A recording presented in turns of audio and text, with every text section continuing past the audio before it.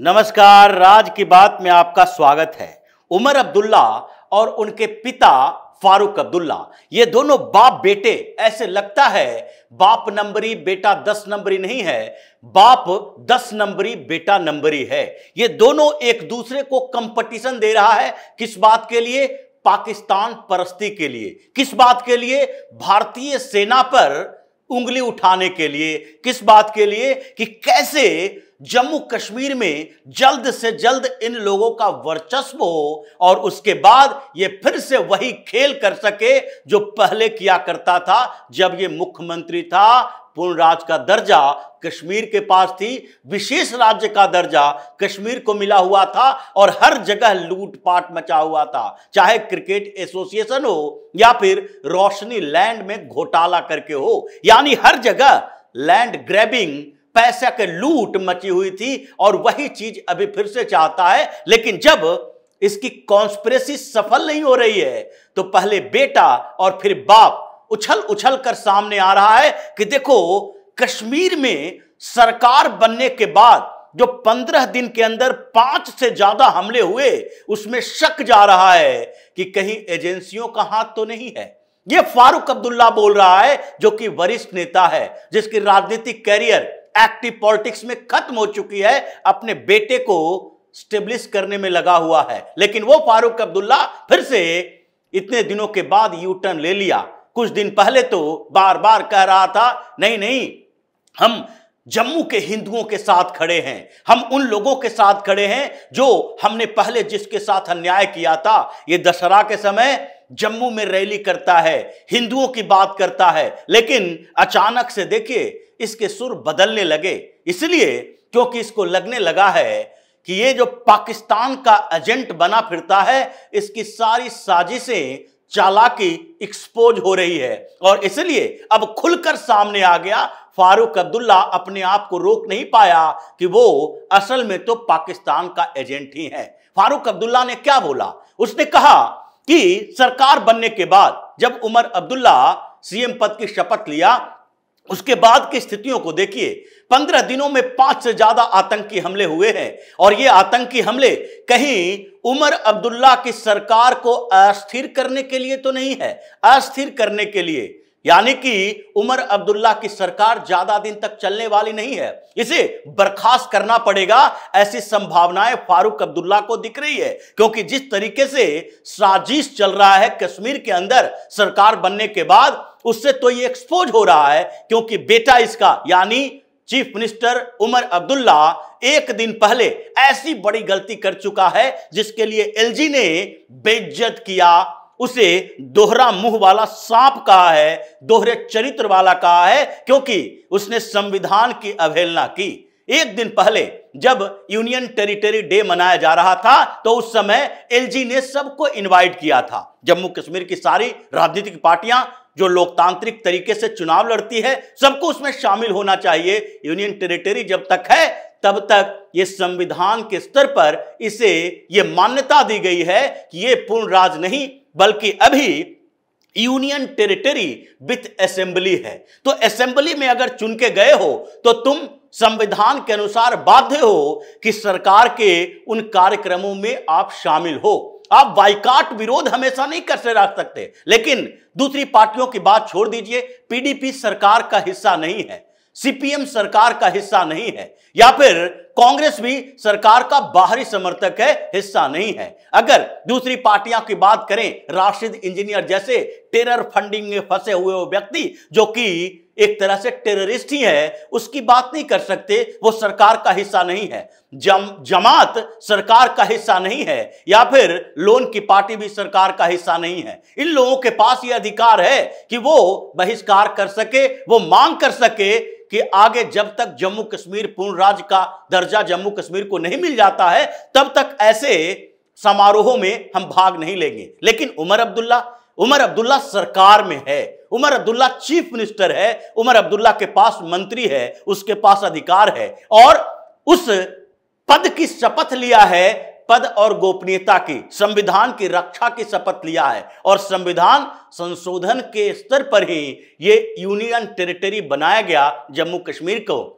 और जम्मू कश्मीर से विशेष राज्य का दर्जा छीना गया। तो ऐसे में अगर आपने चुनाव लड़ा और चुनाव लड़ने के समय आपने उसी यूनियन टेरिटरी में चुनाव लड़ा है जो अभी राज्य का दर्जा जिसे नहीं मिला बल्कि यूनियन टेरिटरी विद असेंबली है, तो ऐसे में आपको जब तक राज्य का दर्जा नहीं मिलता यूनियन टेरिटरी के संवैधानिक बाध्यताओं के आधार पर ही काम करना पड़ेगा।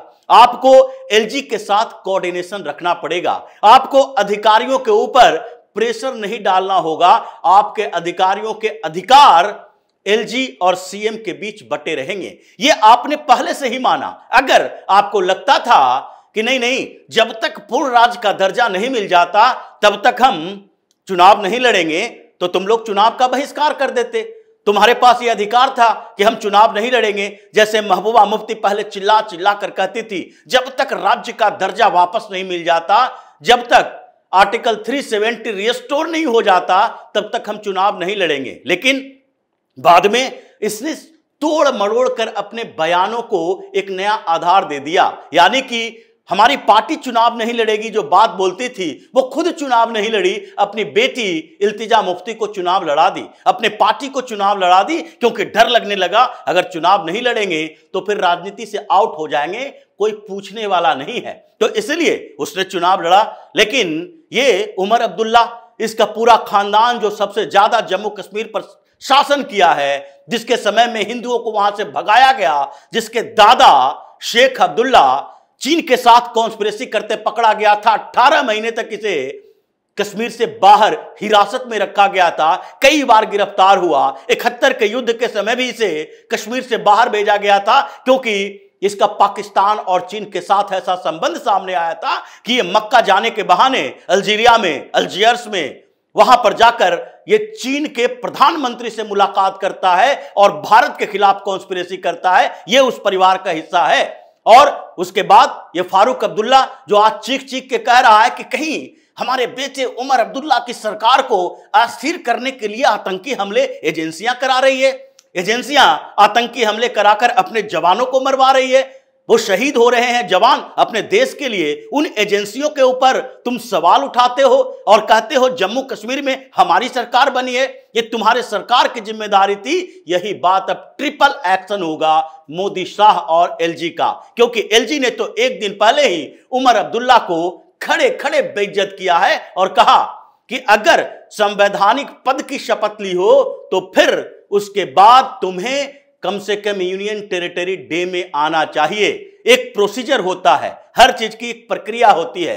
अगर प्रधानमंत्री नरेंद्र मोदी और गृह मंत्री अमित शाह ने कहा है कि जम्मू कश्मीर को फिर से दर्जा मिल जाएगा पूर्ण राज्य का, तो इसका मतलब है दर्जा मिलेगा, लेकिन उसके लिए एप्रोप्रिएट टाइम चाहिए, अनुकूल समय होना चाहिए, और तुम वो अनुकूल समय पैदा करने नहीं दे रहे। अगर जम्मू कश्मीर में 2019 के बाद इतने परिवर्तन हुए हैं तो उन परिवर्तन में धीरे धीरे एक एक काम हुए हैं, एक ही बार सारे काम नहीं हो गए। डिलिमिटेशन हुआ, डिलिमिटेशन के बाद चुनाव हुआ, चुनाव के बाद फिर राज्य की बात होगी। अभी विधानसभा का सत्र नहीं आया और ये कैबिनेट रेजोल्यूशन पास कर करके पूर्ण राज्य चाहिए की बात करते हो, और आप यूनियन टेरिटरी डे पर आने की जहमत नहीं उठाते। यानी कि आप बेइज्जत कर रहे हो, इस संविधान के अपमान कर रहे हो, इसलिए तुम्हें तो सजा मिलेगी। ये बर्खास्तगी की बात, एलजी ने जिस तरीके से आक्रामक रुख अपनाए, उमर अब्दुल्ला तो दुबक के भाग गया, लेकिन फारूक अब्दुल्ला के पास समय मिल गया, एक ऐसा मौका मिल गया कि मेरे बेटे के साथ ऐसा हो रहा है, क्योंकि फारूक अब्दुल्ला अभी कोई संवैधानिक पद पर नहीं है, वो पूर्व मुख्यमंत्री है, वो चुनाव भी नहीं लड़ रहा। तो ऐसे में फारूक अब्दुल्ला बोलने के लिए सामने आ गया और कहा कि मेरे बेटे की सरकार को गिराने की साजिश की जा रही है। अब जो हमले हुए हैं, जहां भी हमले हुए, गंदरबल में हमले हुए, शोपियां में हुए, या फिर दूसरे जगह पर कश्मीर के अलग अलग इलाकों में हमले हुए हैं, उन हमलों के सबूत देखो। आर्मी ऑफिसर, 2 आर्मी ऑफिसर ने एलजी के साथ मुलाकात करके सारे सबूत दिए कि पाकिस्तानी सिल पाया गया है, पाकिस्तानी मेड और अमेरिकन मेड कार्बाइन पाया गया, AK-47 पाया गया। और ये जो लोग जो सीसीटीवी फुटेज में दिख रहा है, एक तो गंदरबल का ही है और दूसरा पाकिस्तान का है। तो ये कौन है जो ऐसी साजिश कर रहा है सरकार बनने के बाद? तुम चाह रहे हो, तुम्हारे अंदर ये खलबली मची हुई है कि कैसे पूर्ण राज्य का दर्जा दे, और इसके लिए तुम अंतरराष्ट्रीय स्तर पर कॉन्स्पिरेसी कर रहे हो। यूएन में तुम्हारा ही जो समर्थक पाकिस्तान है वो जाकर आवाज उठाता है कि कश्मीर में फिर से हंगामा हो रहा है, वहां की चुनी हुई सरकार जो है उसको अधिकार नहीं दिया जा रहा है। ये पाकिस्तान का मसला है या हिंदुस्तान का मसला है? उस समय तुम बाप बेटे के मुंह में दही जम जाता है, जबकि पाकिस्तान तुम्हारे समर्थन में बातें करता है। इसलिए ये फारूक अब्दुल्ला तो इन आतंकी हमलों में पकड़ा गया है, ये रंगे हाथ पकड़ा गया।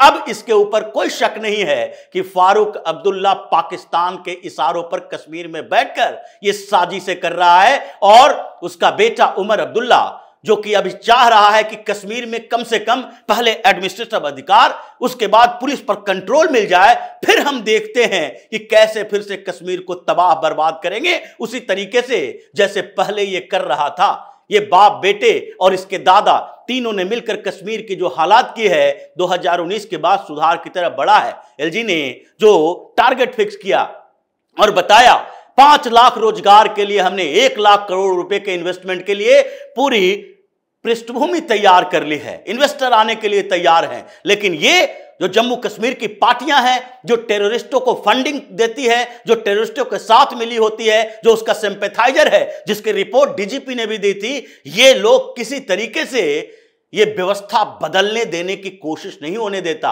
ये करने ही नहीं देता।